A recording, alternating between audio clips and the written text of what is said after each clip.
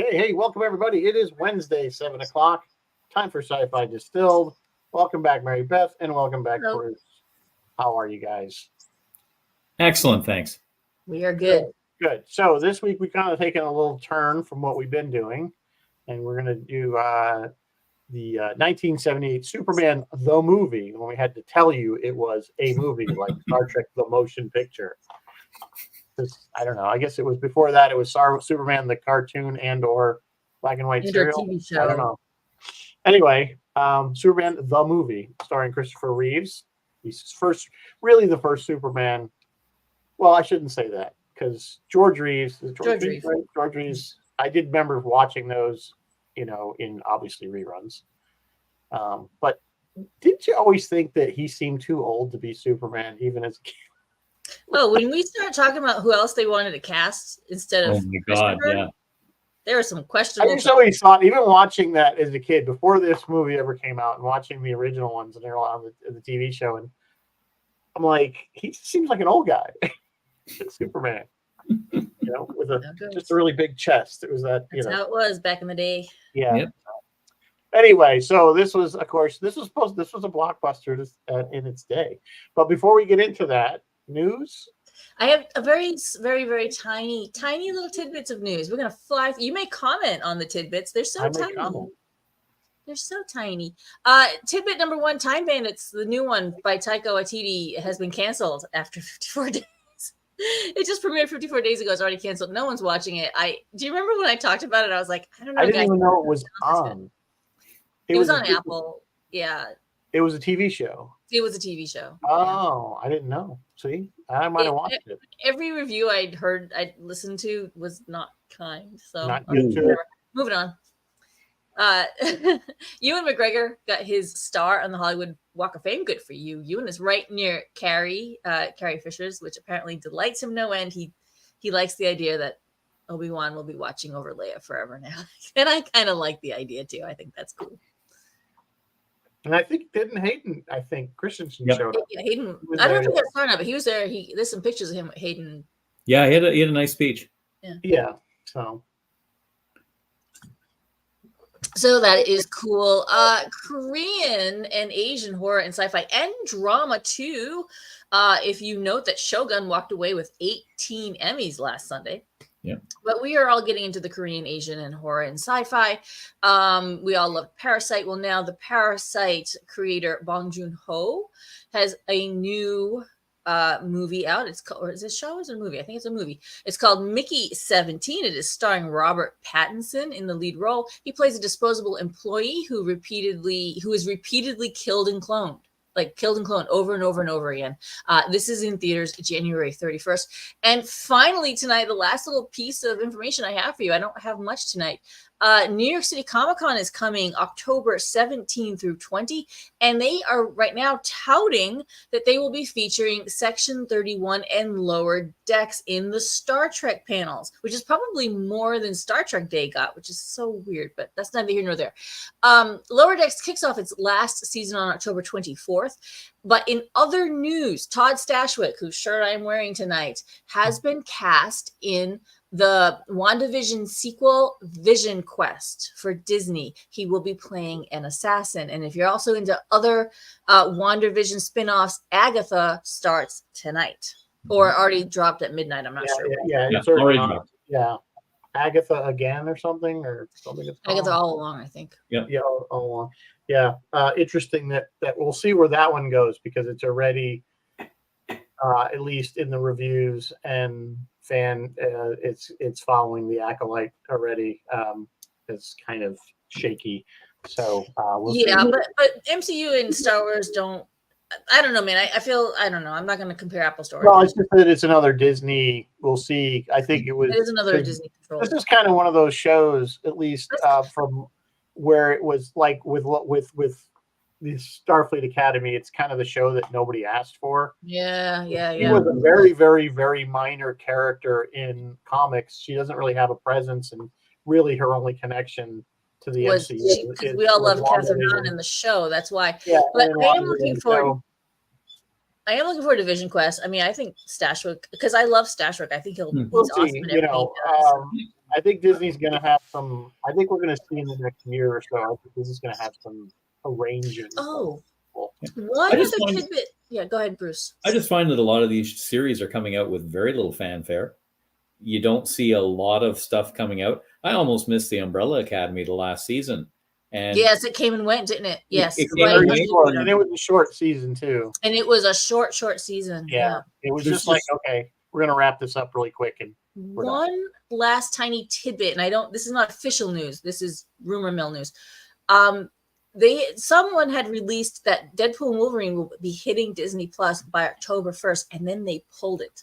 So yes, Deadpool and Wolverine will be hitting Disney Plus eventually. We don't officially know when, but the rumor mill was October, which is really, really fast. And I get it. I kind of get why they want to, get it on TV, because I think it's going to be ratings on TV.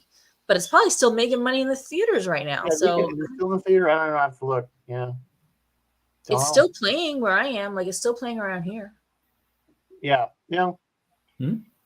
We'll see. It's worth it. If you haven't seen it, Go see it. movie. I haven't seen it.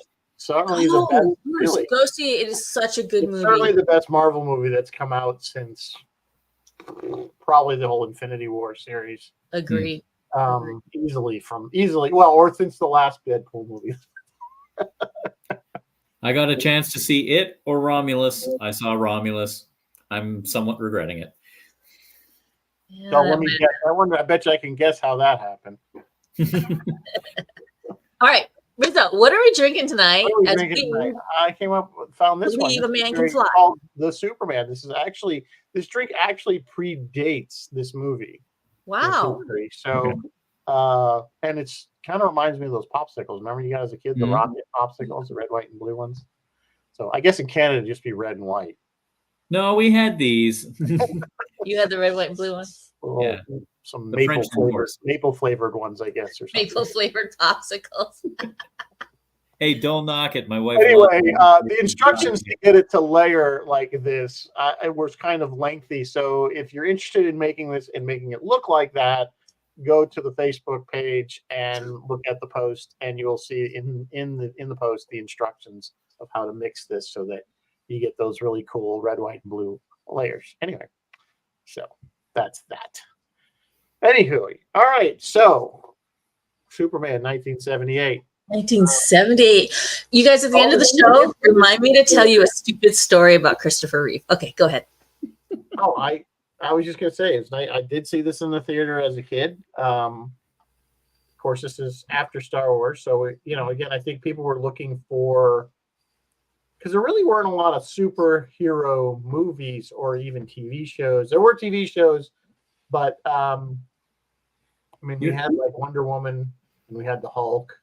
You had the cartoon ones, like Shazam and those are Saturday morning stuff. I'm really talking about the mainstream primetime stuff.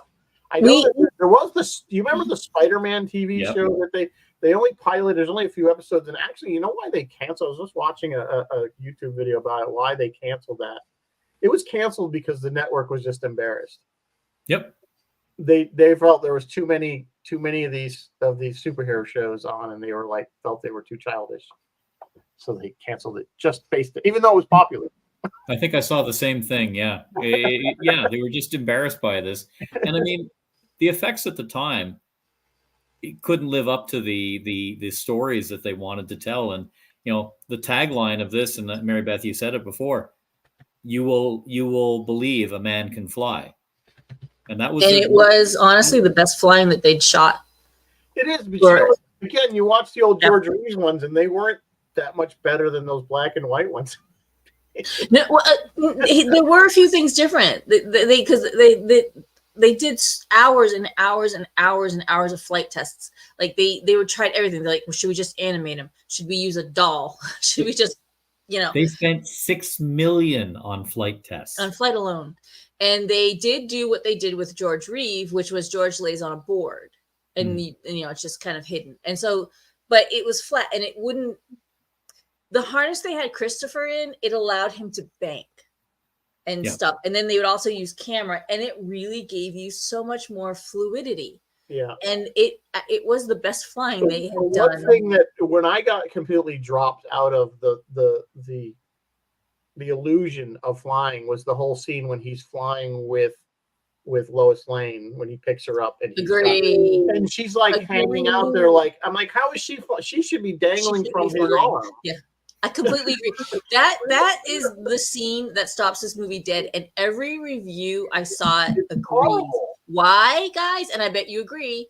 That stupid freaking poem / spoken word song. Yeah, can you read my mind? That? Can you read my mind? I don't like it. Nobody likes it. Well, it just nobody likes it. Way too long. She was originally supposed to sing it. Yeah. It's way too long of a scene to begin with. It goes Yes. on and on and on. And it's like, okay, he's going to take her up and then he drops her. So, you know. Yeah. They're getting further and further apart, and you know what's coming. But that's what I'm saying. It's like apparently, if you just touch him, this is enough to keep you up. And then they're up to here. Of flight to somebody else if he's touching them. It's like a warp bubble, okay? It's it's a Superman kryptonite bubble, not kryptonite. I really thought that was a bad. That really pulled the illusion right out for me. Yeah, I agree. Yeah, that was bad. Terrible. The other thing I found, and I did mention this to you before, Mary Beth, we were talking, when she's there to interview him, and she's like, "So you can see through anything," and I'm like, "Wait a minute, nobody knows that." Yeah, because we just meet this guy. The first time we meet him is when he saves her from the helicopter. Is that his first act of heroism in the entire movie? I believe it is. It is. And that doesn't happen until like an hour into a very long 2-hour movie. So I'm like, well, wait a minute. Nobody knows what his powers are. All they know is they've seen him fly and super strength. That's really the only. You're right, and that's not the only. That's not the only yada yada. The yada yada Gene Hackman. How did Gene Hackman figure out that a chunk of kryptonite would damage Superman? Like, how did he figure that out? He's really smart. He's super smart. I thought that. Well, he did. Oh, the lead thing because he was an idiot. Yeah, the lead. Yeah, but he kind of yada yada the science on that one. He just assumes. Well, it'll hurt him. Did they explain where he actually got it from? The chunk. It was. He assumed that the planet exploded and it's so many years ago, but I guess they never really. I don't know. Maybe I missed it. I was like, did I miss star that landed the chunk? It was in a museum. Yeah, but how did you know that was? How did we find it? How did you know that was from Krypton? Was it on the moon? Like what? Because he's really smart. Yes, he did. But she had already asked him the question about about what color underwear is she wearing. Jeff. He didn't tell her what color until she moved away from the planter because the planter was lit. She had asked him about the X-ray vision before that. When she was standing at the planter, and he said, "I'm sorry." First question she asked him. Now the all the powers though that she mentioned were stuff that he did use during all his little rescues after he saved her, the cat in the tree and the yacht and everything else. So, if they're really a tremendously good paper, they must have had reporters everywhere interviewing. I didn't. When did he use his X-ray vision? That anybody would have known that he used it on Lex Luthor because. That was after. Yeah, that was after. We hadn't seen much of anything before. That's my point. I'm agreeing with you. So anyway, we're not here to rip this movie apart, but it does have its. It has a few issues, but we still love it. But I mean, it's what's really fascinating about this movie. I mean, it's a good movie. To me, it's a classic. It's a movie that never should have been made. It should never have come together. The number of people who had their hands in this and the money that was thrown around haphazardly. I mean, can't think of his name. Marlon Brando. Marlon Brando. Marlon Brando wanted to play Jor-El as a talking bagel or something. Yeah, I heard that too. He just didn't understand it, but they had to have names. And I mean, you look at. I was watching the opening credits. Love the opening credits, and just the names you see on there. Oh yeah, Jackie Cooper, and Jackie Cooper was a replacement. My issue with the opening credits is it's too freaking long. Watch it, and it's like another thing. You're after a while. I'm getting a headache. I'm like, okay, another graphic, and it goes on for what? It's like an That's hour. neither here nor there. Bruce is right. The names in this film were phenomenal. It was And a lot of big names, both on the acting and the directing. they had to, because I think they knew they wanted an unknown for Superman. I mean, they did toss around a few names you're going to know. Robert Redford was one. Robert Redford, Dustin Hoffman. Yeah. Did you imagine Dustin Hoffman as Superman? Trying to think of some of the other ones. But yeah, and Margot Kidder was unknown too. And I have to confess, you guys, I'm going to just confess right off the top. I never liked Margot Kidder. I just never got the hang of her. No, nobody did. I needed her. I got that Lois was plucky and everything, but I just needed her to be a little softer, just a little softer. No, nobody, and yeah, no, nobody. I don't think anybody was a big spoken word song poems. That's what I really needed. That's what I really needed. She was like tough. That's the thing. I thought there was too much of a contrast. She's this tough reporter. I'm going to go get the thing. I don't need a man. I don't need any help. And then she's like head over heels instantly with like, immediately starry-eyed when Superman shows up. You know, and then they imply that she comes up with the name of Superman.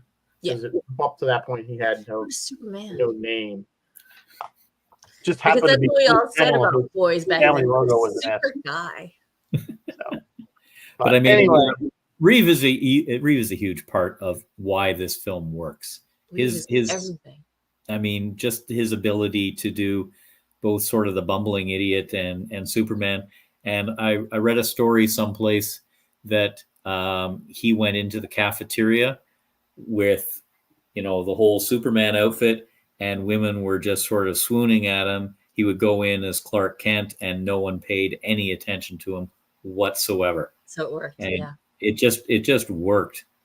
He was amazing in this. It did just work. Credit his acting. He was Juilliard trained, but he put on 40 pounds for this of muscle. Like they made him work out. He put on 40 David Prowse actually was the one that trained him. Yes, that's right. Yes. It was David Prowse. Yeah. Yeah. And he just brought the exact right touch that this character needed. And I absolutely know this movie would have bombed. Like it would have absolutely tanked if it had been anyone else but Christopher Reeves. Absolutely.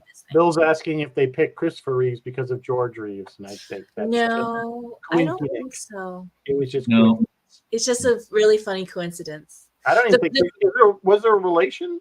No, it's Reeves and Reeves. Yeah, Christopher has no S. George has an S. And there's another Reeves. There's a Steve Reeves out there in the world too, but he didn't play any superheroes, so that's cool. The couple on the train when the little girl was looking out the train and watching teenage Clark run, that couple played Lois and Clark on the radio back like. And the woman was the actual Lois Lane, wasn't she? Yeah, she played Lois. The guy was not Clark. I don't. Yeah, he was Superman in the Mole Men, some of the serials, not before George Reeves. Yeah, but I recognized her from the TV show. She didn't. Yeah. They pretty much. She did both radio and television. The same outfit she wore in the TV show. So she looked exactly the same hairdo, everything. So she looked exactly the same to me. But yeah, the little cameos there. Of course, and then there was quite a few, as we had talked about, with Brando, playing Jor-El. And did you hear some of the behind the scenes stuff at Brando? Well, Brando's we all know that he's kind of an interesting character. And that's one thing they told him to film the rehearsals, just in case. And of course, they ended up, which I guess he's known for doing that just to save time, because they say he's kind of lazy, like he just wants to cut. Well, supposedly he didn't use, he didn't memorize any of the lines. They used cue cards. That's what I heard. Christopher Reeves supposedly accused him of phoning in the performance long after the movie, but and he refused that with the whole Donner. When Donner got the boot, he wouldn't allow any of his scenes to be used in the second movie. In the second one, yeah. So that scene, did he phone it in? I mean, it was first of all, it looked very Logan's Run. Like it just kind of had that look to it. It was John Barry. What's the guy's first name? It was the same guy that was just coming off Star Wars. He had just done Star Wars. But it was very like, our planet's gonna, like, they were just like, I think the planet's gonna blow up. No, I think we're just shifting course. Like, there was no urgency, there was no drama, there was no excitement. It was just this calm conversation. Well, first we had to convict some criminals real quick. We had to do Zod and Ursa and the other guy. But then we're gonna have this conversation. So are we gonna die, or are we just shifting course? I don't know. And it's very, and then finally he's like, okay, I won't leave. I'm gonna send my kid, but I won't leave. Like, it was so, I don't know, man. I felt like it needed a little something going on. I don't know, and maybe that was more pulled from, I mean, the comic. I don't remember. I never think I've read the original Superman origin comic. Which one? Yeah, exactly. Well, there's that, but I mean, that's the only thing I could think of. But you're right; it was kind of the whole thing seemed kind of rushed. Yeah, the whole General Zod thing. But again, rushed, as we haven't really said, most people know that this was basically a prequel movie to get to the next movie. They were they were shot at the same time. Well, that's the Salkins did before this. They did the Three Musketeers and the Four Musketeers, and it was actually filmed as one film. And then they decided, well, they've got so much material, they'll make it into two movies. And in fact, SAG now has a Salkin clause saying that you cannot do that. If you are signing actors up for one movie, it's for one movie. You cannot make two out of it. And they took that idea, they brought it over to this, and they filmed both sequences together. But they had to reach a decision point because it was just going on for so long that they said, no, we're going to concentrate on the first movie and leave the other one. And that's when Donner got fired. I mean, that's exactly what I heard. Donner decided. We don't get to him being Superman for like almost an hour into this movie. Yeah. So I think they did a little bit too much in his Excuse me, have you seen Smallville? Smallville takes him 10 seasons to become Superman. Yeah, I mean, but that's the whole basis of that show. I think we could have condensed. I didn't need to see the whole high school scenes; they were irrelevant to me. Well, to me, it's the father dying. Yes, Superman's a tough character though, because you've got sort of the way this movie went, which was the whole biblical story of a mysterious father sends his son to save mankind, and you've got the immigrant story, and I would have my one quibble with this movie, which I think is a masterpiece, is that they didn't sort of handle that played up a little immigrant story a little bit more. Where'd you come from, and how do I meld my two halves together and stuff like that.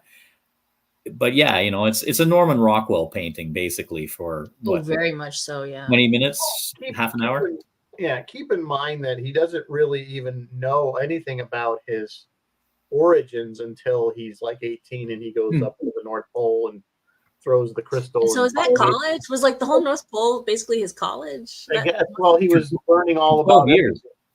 But up until that point, he just knew he was different. But he never called his mother once for 12 years. 12 years. Bruce, you're absolutely right. We can't do movies back to back like that anymore, but it was incredibly ballsy. And it was incredibly ballsy for them to release this thing showing General Zod right at the top. The original ending was going to have Zod come back and threaten things. Yeah, originally he was going to take one of the missiles and throw it into space, which was going to intercept the... I don't even think there were missiles in the original ending.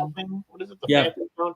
And it was going to break the Phantom Zone, and that's how they escaped, so to speak. But every time I see Terrence Stamp, though, I still think of Priscilla's Queen of the Desert, if you've never seen it. I can't get that. Here, I wrote it down. Terrence Stamp out of my head. The original plan was for the first movie to end on a cliffhanger with Zod escaping, and then the second movie to be the movie where he turns back time. But Donner was too nervous to film a cliffhanger because he didn't know if he had a hit. He was way over budget. He was way over scheduled. He decided, as you said, Bruce, he did choose to just focus on getting the first one done, and he didn't know what would happen in the second one. So he was like, all right, let's do the world spinning thing in this one and have him save Lois. Here's I think where they screwed up with that, because all right, the whole we were talking about the world spinning thing with them going back in time. Yes, let's talk about the world spinning thing, because that's an issue. That is a huge issue. Aside from the fact that physically it doesn't make any sense. I mean, I would have thought would it have been better to me is skip the scenes where you see like the everything reversing, going backwards, and have him do the spinning thing, and it's him going back in time, not the planet going reversing. You finally saying, and I think that would have made more sense because he could go so fast. It's the Star Trek, whatever the slingshot yourself slingshot maneuver type thing where he goes so fast that he goes into a time warp. And being an engineer, as I am, and a bit of a nerd, I actually read someplace where they show him approximately spinning around about 44 times. And if you take the circumference of the world plus a little bit, because he wasn't right on the surface, that is just exceeding the speed of light. Okay, but does that make time go backwards? Not really. No, it was interesting that they actually did that. You know, it was kind of funny because then here's where they really dropped the ball is when he stops and he starts going the other way to get the Earth spinning the right way back again. Yeah. Even as a kid, I'm going. Yeah, Bruce, that's interesting. He was going to speed I've had issues with that since I was 11 years old. Because Einstein did theorize that time would.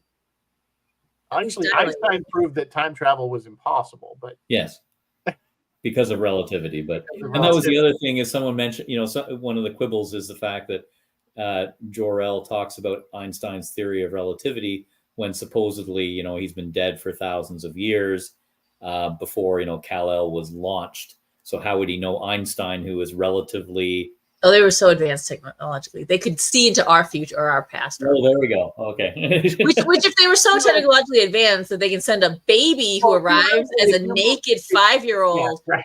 Well, which I didn't need to see little baby Superman. If it was so technologically advanced, how come they couldn't decide that their planet was going to get destroyed and move the planet or migrate off? Well, it was politics. It's just like our people can't.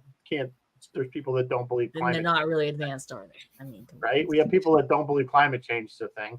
Bill is reminding us that it was Mario Puzo who wrote it, and he did write The Godfather. Yeah, he absolutely did. And it was good. It was a pretty good screenplay. I mean, well, he didn't do the screenplay. He did the original story. His treatment was 550 pages long. It needed a little trimming. He must have really enjoyed them Superman comics. He loved it. They say an average script for a movie is about 110, and they had 550 pages. Well, they had to. But they turned it into 2 movies. Well, yeah, and I mean, if you ever seen The Godfather, you can see that Mario likes to write. Right. True. If you read the novel, sure. Speaking of that was very, because he wrote the original book, of course, The Godfather, which is what the movies are based on, and it's almost very unusual that the author of the book writes the screenplay. Yeah. That's almost unheard of. So, but that was just symptomatic of the money they were throwing around. Who can we get to write this? We'll get Mario Puzo. Who are we going to get into it? Marlon Brando. Jackie Cooper, Gene Hackman. Gene Hackman, and throw all these people in, and we can't find the right Superman. So yeah, we'll cast an unknown. But yeah, it's just $6 million to see how they can film flying better than they have before. This was probably fueled. It might have been in the works, but I think it was again pushed through because of the success of Star Wars and people making these kind of science fiction. Well, it would have been kind of concurrent. Well, 1978. When did they film this thing? 77. It would have been kind of filmed concurrently. Concurrently, true. Yeah, they were actually going to get Spielberg to direct. That was one of the thought processes, but they wanted to see how his Little Fish movie did. His Little Fish. Ow. That's an interesting concept. Imagine how different this film would have been if Spielberg. Oh, absolutely. It could have been good. I think it still could have been good. A lot of us say we love this movie. It's it's in our hearts. It goes back to our childhood. But what is it about this movie that we like so much? Because I just rewatched it and I'm like, I don't really think it aged well. I don't think it aged well either. I'll just put it this way. I mean, you look at the design, the Fortress of Solitude. That is how it was represented for a long time in lots of different media. You look at the costume. The costume changes, slight changes that they used for this one. Again, went out. You look at the Superman March, probably one of John Williams' top 5 themes. It just, for no apparent reason, it just hit the mark on so many things. It hit the music. I'll tell you about the costume in a minute. The music and Chris's performance, yes, as being the most purest. I was watching an interview with Margot, and she was like, that's how he was. He had a very rigid sense of right and wrong, and he was very polite and sweet and do the right thing and always be honorable and always, like, that's who he was. Yep. And I think that just pours out of him in this movie. And for some reason, it's very appealing. Like, we want our Superman to be like him, very sweet, soft-spoken, polite, and always do the right thing. Yeah, that's what's hitting us. The costume, super funny aside with the costume, is they really argued a lot about, they're like, okay, look, either he has nothing down there or he's gonna have a big one. And they went back and forth. She goes, unbelievable hours were spent on, and they would make this poor actor try all these different things, like all these different cod pieces and different like cups and stuff on. So they finally settle on whatever they settle on. But like,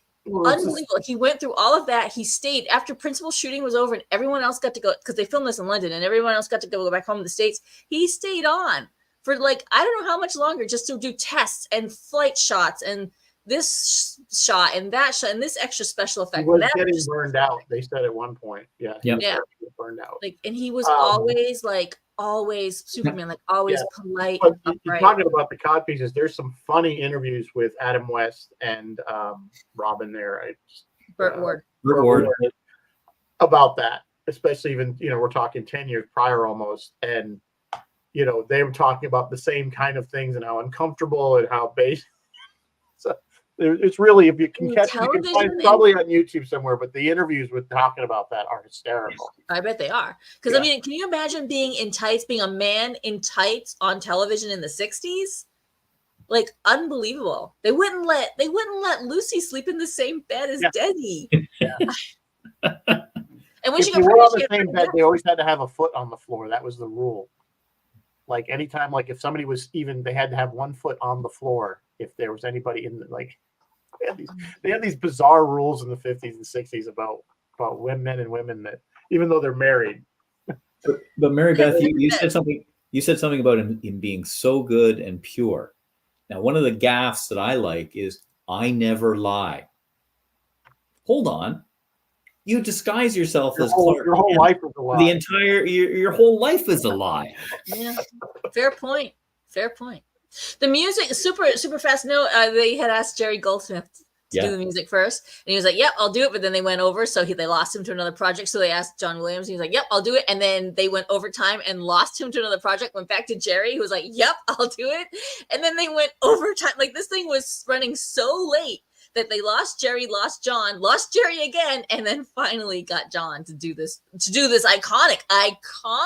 Like, when he's pulling his shirt open and you hear those first notes, like, you just get all like, no, the music. There are movies out there. Probably the best part of this movie, in my opinion. There are movies out there, or there's scenes out there that I watch religiously. I watch the Wrath of Khan, where the Kobayashi Maru. Two of the ones I like, despite its length, because the music is phenomenal, is the opening with the theater and the curtains and the comic book. I think that is phenomenal. And I watched the helicopter save. The helicopter save, yeah. Just as he comes out, looks at the phone booth, a little touch of humor of, no, I can't deal with that. I'm gonna work that, yeah. The revolving door, the black guy who sort of goes, "Hey, cool suit," yeah. And then he flies up. I mean, yes, he catches it on a single strut. The damn thing would have bent and deformed and everything, but it worked. It's just phenomenal. But if you imagine John Williams, think of this, 77, 78. He does Star Wars. He does the Superman March. He does Jaws in there. Jaws in there. Yeah. And Close Encounters. Yeah. Boom, boom, boom. Like, he was on a roll, man. Jones in what, 1980? Sorry? He does Raiders in 1980. He does Raiders, yeah. Yeah. Which is probably that little, you're right, Bruce. That little best pieces. Yeah, that little section of time, soundtrack of our lives, right? Like those are Absolutely. the soundtracks. Like as soon as we hear them, we're just like, oh, I know, you know. Williams is amazing, and it's funny because I had a buddy of mine who was very into music, a very talented musician, but he also could compose, and he could break down John Williams music, and he would tell you he pulled this from this, classical, he pulled this, he did this, because he used to kind of say he kind of just put stuff together from other people, but I said, but he does it brilliantly, and that's He doesn't, yeah. Well, sometime listen to the Planet Suite by Holst.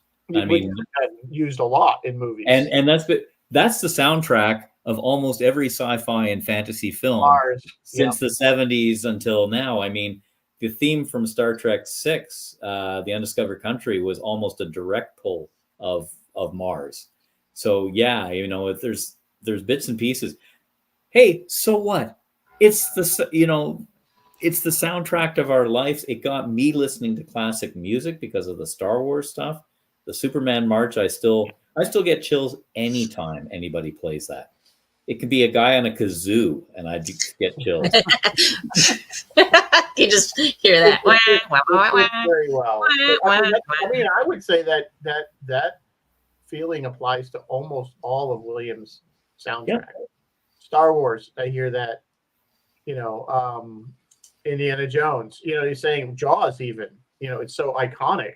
Well, they said Spielberg heard two notes. You're basing my whole movie on two notes. I thought he was crazy, but how well that works, and how long, how other composers. All you have to do is go. Yeah, everybody knows what it is. Everybody knows what it is. So, and it gave you that sense of fear.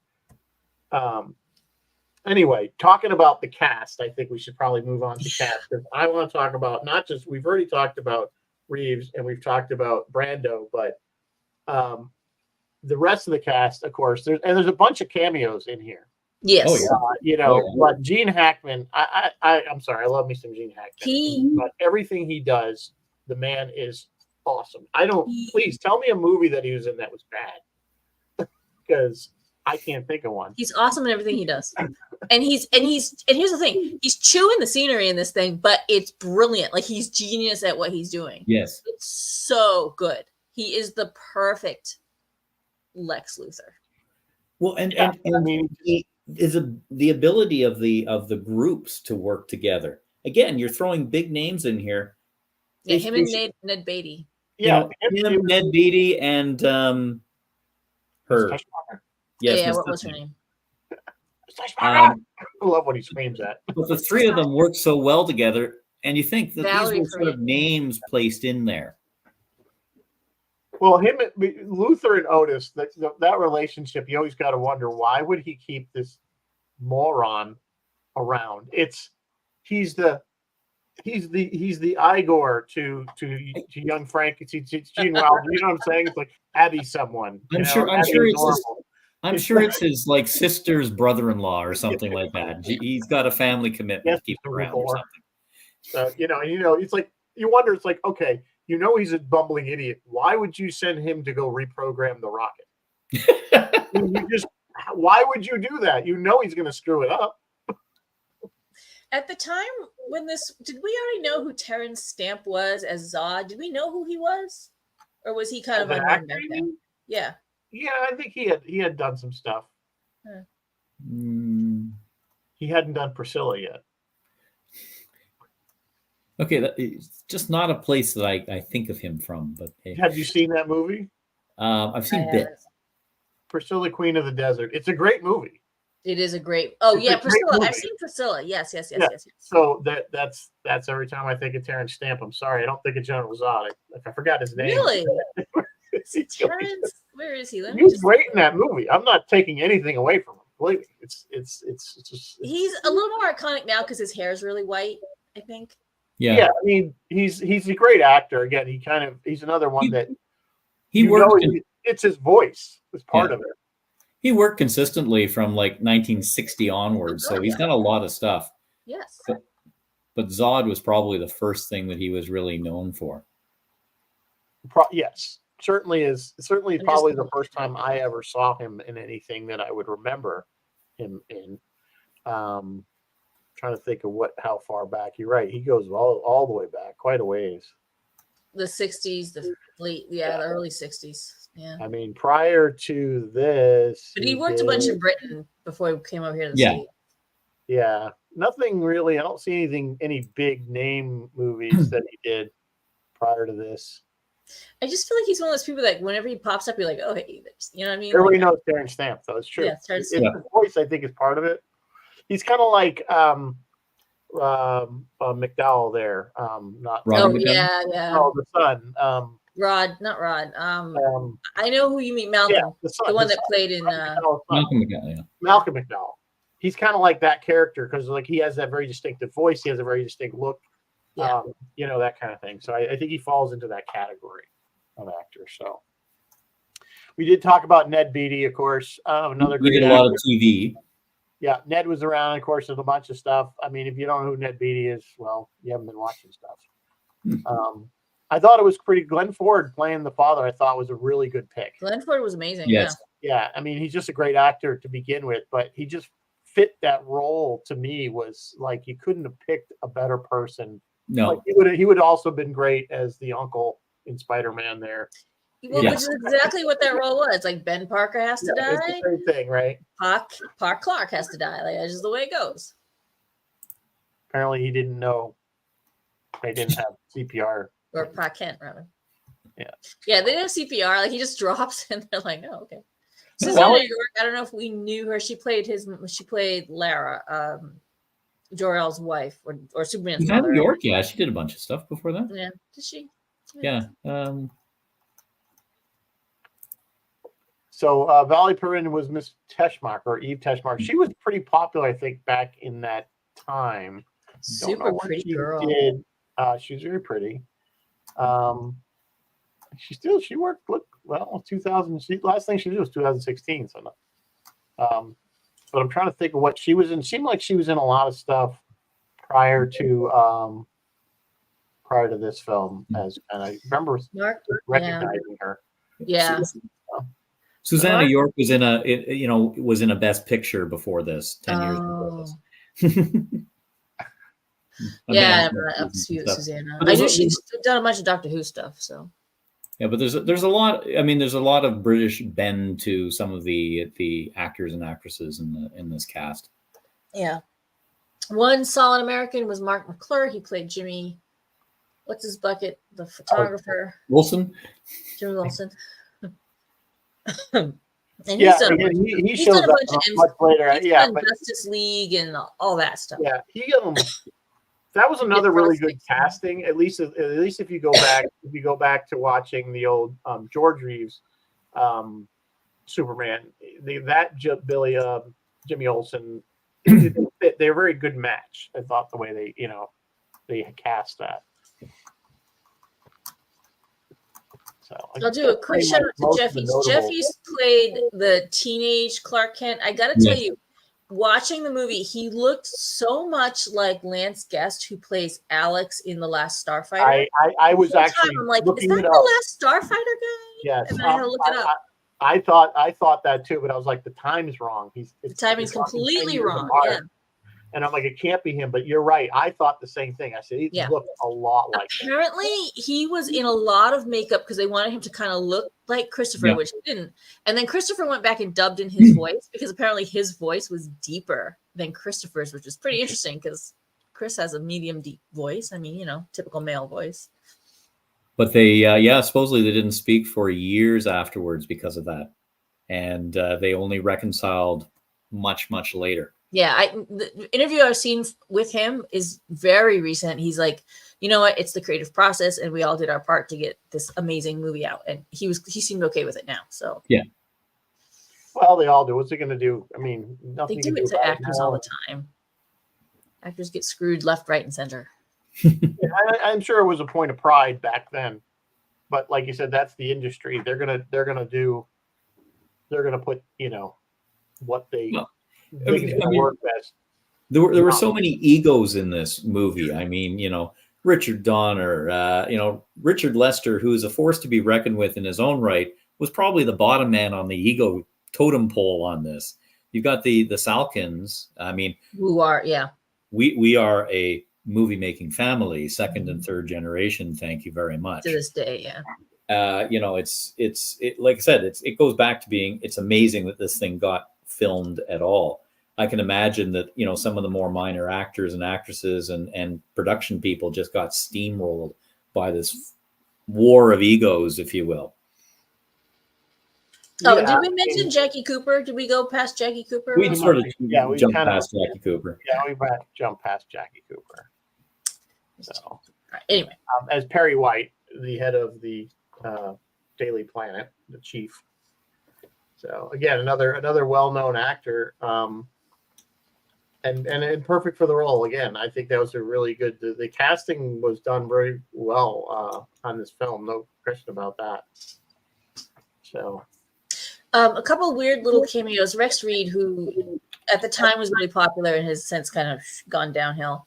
And the other one was Larry Hagman. Larry Hagman from Dallas plays that general or colonel or wherever he was. He hadn't done Dallas yet, but he hadn't done Dallas yet. He did Dream of Jeannie. Yes. And it's funny you talk about Dallas because I grew up at him as Major Nelson. Yes. And then I saw him. It was really hard watching Dallas to put him as the bad guy. And here's the funny thing is I'm just that much younger than you. I saw him in Dallas first. So to me, he will always be like JR. Yeah, he'll always, every time I saw Larry Hagman, he was always Major Nelson. Yeah, he'll always be Master. Yeah.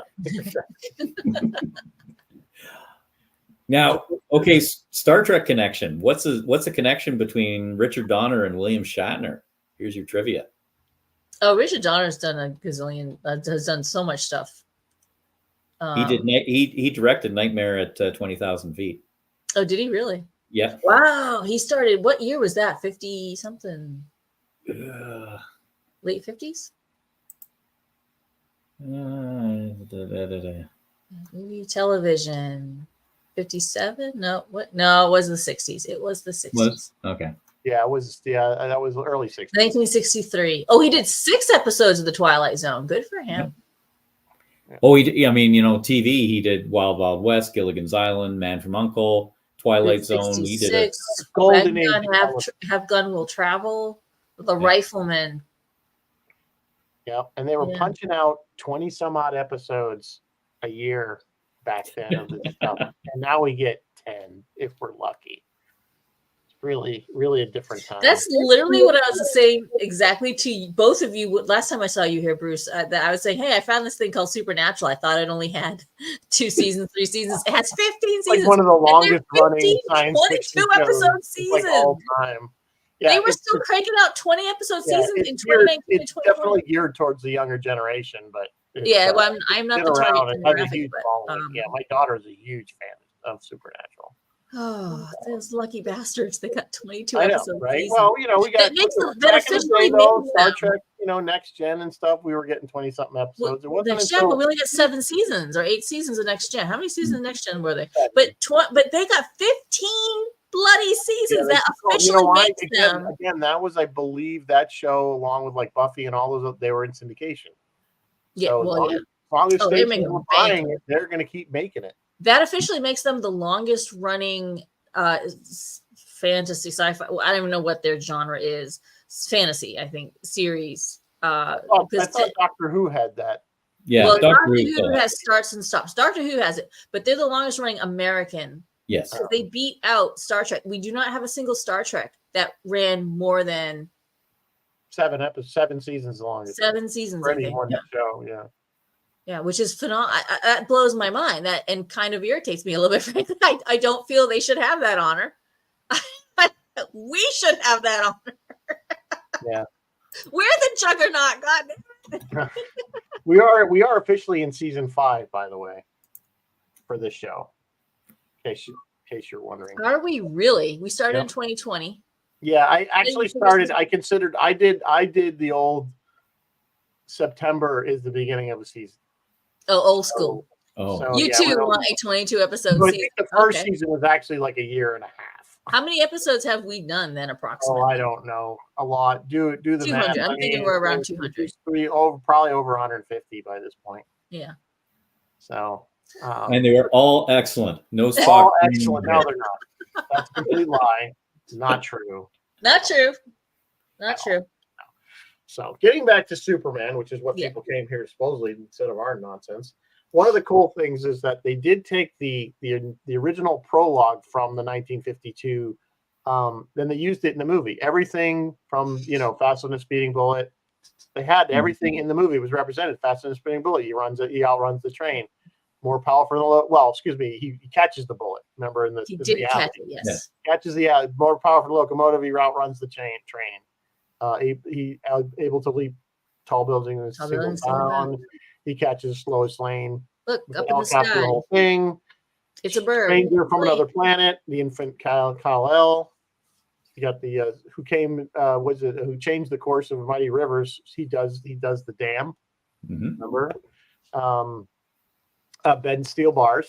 He does that with the railroad track.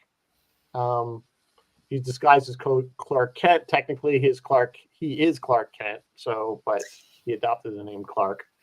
And then fights the never-ending battle for truth, justice, and the American way. He literally says that to Lois Lane, and then I never lie. So. The funny thing about him being Clark, and this is the thing, this has been mentioned in other places. I'm sure you guys have already heard this before. He is the only, or is he the only? Let's think about that for a second. He's the only hero where he wakes up and he is super. He's Kal-El, right? Then he puts on a disguise and becomes. It's the inverse of most, which is the opposite. It's not like Peter Parker. Peter Parker wakes up Peter Parker. Then he puts on. Well, no, that Peter Parker is a bad example. Let's see. Bruce Wayne. Bruce Wayne wakes up Bruce Wayne. Then he puts on this costume and he becomes. No one knows who Batman is. But he becomes Batman. So he is the inverse of most of them. I guess Peter is would be the same, though. Gets the power. Like his powers are inherent once he's bitten. Wonder Woman would be the other one. Yeah. Wonder Woman would be the other. Yeah, Wonder She Woman puts is on Wonder her Woman. Diana Prince costume. She's Diana Prince or the princess, whatever, and then she puts on her Diana Prince persona. Yeah. To blend in. Again, another one. We put glasses on. Glasses apparently make everybody look so different. It works for Linda Carter. Recognize them. I have a story. Okay, I was working a con one time. I took off my glasses. I took off my hat. I went because I was doing a photo op. I did the photo op. I was working in the photo op section, and people said to me, "Oh, sir, no, you need to leave by this direction here." And they sort of looked at me 2, 3. Oh, Bruce, sorry, no, you can go this way. Yeah, Clark Kent stuff works. I had a similar when we were shooting.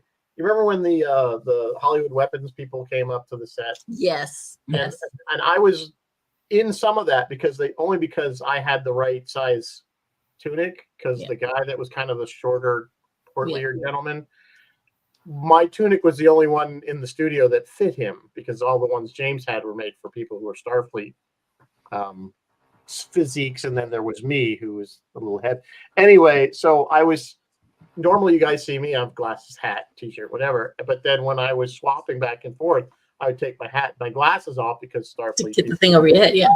And the guy's going, "Where's the guy that had the shirt?" Because I had my hat and glasses on, and I'm like, "It's me. I'm right here." It was me. I promised a stupid Christopher Reeves story at the top of the show. I will tell you a very stupid Christopher. Actually, it's more of stupid my mother story than it is Christopher Reeve. He has a stupid my mother story. My mother's very, very rigid, like uptight and rigid, and we was very, very, very strict. And she needed us to behave a certain way. If we didn't, holy cow! But when I was a kid, I did Girl Scouts, and for some reason, we went on a field trip to Martha's Vineyard. And I don't know why, if he was living out there, if he was just visiting, but for some reason, Christopher Reeve was on the island that day. And we're kind of standing around by the docks and stuff. And one of the locals is like, "Yeah, that boat down there, that's Christopher Reeve's boat." And, we're dumb kids. So we're all like, and this one girl goes down and she like touches the boat. And she comes back up and she says to all of us sitting there, including my very, very rigid, uptight mother, "I just touched Christopher Reeve's dinghy." And my mother, without missing a beat, "Jamie, I didn't know you were that kind of a girl." Like she was just absolutely thrilled that she got to touch his boat. Dinghy. And that's was it really a dinghy or was it a boat? Reeve. Huh? Was it really a dinghy? Yeah, it was a dinghy. It was like a you could row it, but it had an outboard on the back. Yeah, so he can get out to his sailboat. Probably, yes. Yeah, that's His what it's yacht. like. I mean, I don't know. This would have or been yacht. early 80s. I'm sure he it's had money. probably But that's what a dinghy's for. It's like when Yeah. you can't bring the larger vessel to shore, you have to take the dinghy out to your boat. But talking about the hat and glasses and stuff like that, that always gives me chills when he sort of is deciding whether to tell Lois, where she goes off and they're having she's getting ready for her date, and he sort of straightens up and he takes his that glasses was a off. lovely moment Holy that he made smokes, work. that was subtle. Yeah. He made that work. See, that's Christopher. That was all Christopher. Yep. I want to know though, was he wearing his boots under his shoes somehow? Because you say, okay, he's wearing the spandex suit under, yeah. clothing, but where do the boots come from? It's like Wonder Woman. It's just magic. The first time he changed. Well, I didn't like the one where he just drops out of the window and he does it. Yeah, he drops out of the window. It just kind of changes on the way down. Like, does he stash clothes? Because that was a thing on the Wonder Woman show at Linda Carter. Like, sometimes she stashed her clothes, and then sometimes they just magically disappeared. Yeah. Well, that was her whole spinny thing there. Thing. Well, no, sometimes when she was done spinning, she had clothing in her arms. Well, the first time he did the revolving door, and then the next time he just jumps out the window. Yeah, and it just goes straight down, and it's just this fade. He just changes from the suit to the Superman suit, and I was like, eh. See, he's supposed to have compressed everything into his cape, so he's able to pull it out of his cape. It's water. You still need to see him like putting the boots on. Calm down and get those boots on. There's a great bit in The Big Bang Theory where they're arguing about how he launders the super suit because it's super sweat, and they're saying the super sweat can't, the regular detergent can't get the super sweat out. Maybe so they're like, well, he has to go to what's the shrunken city?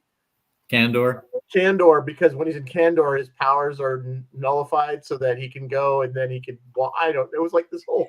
I'm sure he has a selection of suits up in the Fortress of Solitude. It's a great scene where that whole argument is such nerd stuff. Perfect nerd argument. They're like, well, he goes into the sun and it burns off all of his sweat, and then he comes back out. If you follow that logic, how would he shower? I mean, I don't know. Well, they can get even weirder if you start getting into the whole how would he procreate thing. Yeah.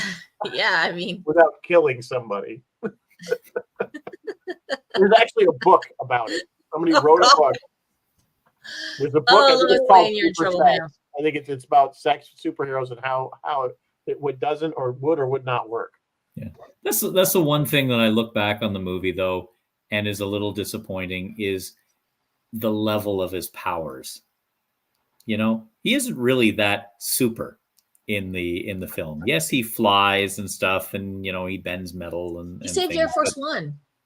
Pardon? He saved Air Force One. Literally held the continent up. He spun the planet back in time. That's pretty super. I spun it. Yeah. What? So what do you think is lacking? And you're mad because he got a kitten out of the tree? What did I tell you about being pure earlier? Well, no, I like it's the juxtaposition being he's a force of nature. If he thinks it, he can do it pretty much.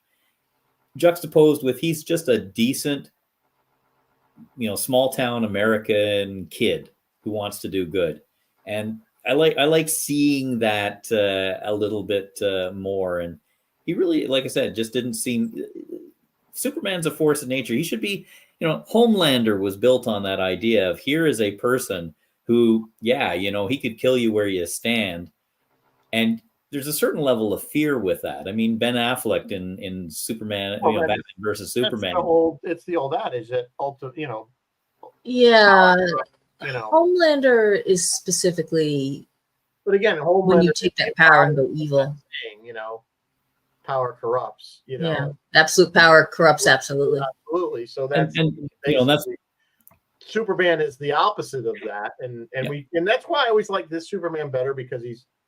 Rather than like the Cavill version of Superman, where it's this kind of dark broodiness, kind of. I mean, I don't want that in my Superman.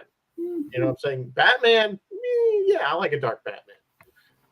But Superman, again, that was his thing, though. He was always does the right thing. He was always on the straight and narrow. He kind of does the right thing, but he doesn't. Like the first thing Kal-El taught him, hologram Kal-El taught him was like, don't be messing with their history. So what does he do? He spins the world backwards and messes with our history. For love. It was for love.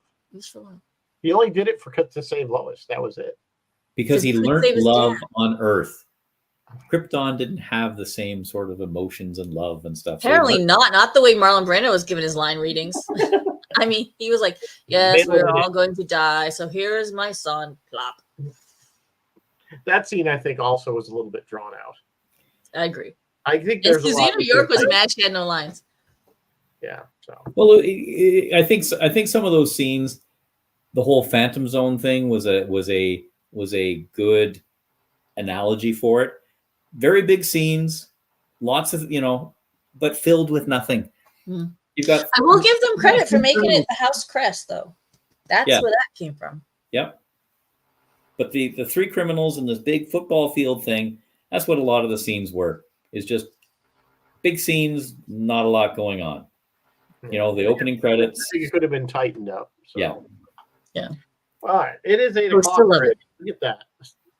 Ripped right through this. So anyway, good movie, obviously. I don't know if it holds up by today's standards as far as entertainment purposes. It's a masterpiece. It certainly has a special place in our hearts of those of us of that age that remember it when it came out. So what is Roy back from? Roy is back. Roy is back. He specifically contacted me to tell me that he's TBD. He thinks he's going to have a show this weekend, but he's TBD.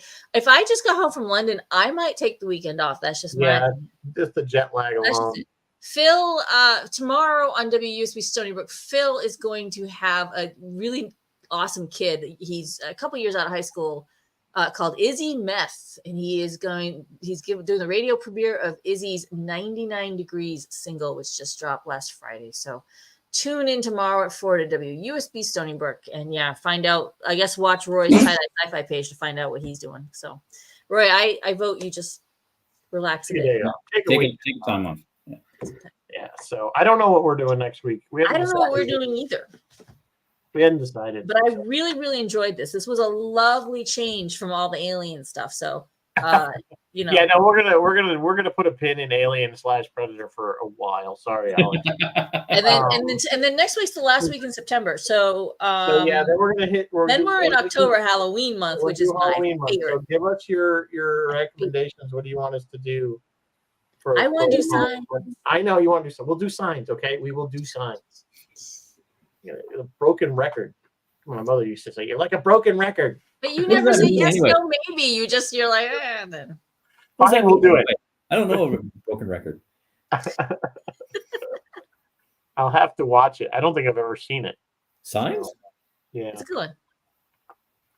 It's good. I don't like Mel, but I like M. Night Shyamalan. Put it on the list.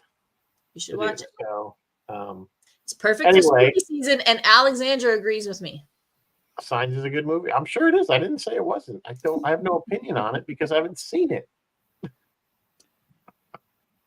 All right. I actually want to do a whole M. Night Shyamalan a month, but he won't do that. Alex doesn't have any taste. She dissed 2001, so. Alex did. Yeah. I think you presented it wrong, Bruce. I'm just going with that. Presented it wrong. I don't know. In my man cave with my big TV. I showed her Forbidden Planet, and she liked it so much I had to leave my copy. Heathen. We will, Bill. Yes, we will wear aluminum foil hats for the sign show. All right. On that note, we'll see you next week with something. We always come up with something. So, Bruce, thanks for joining us again. Very bad. Thank you. And we will see you guys next week. In the meantime, live long and prosper, and may the force be with you always. Yes, and a man can fly.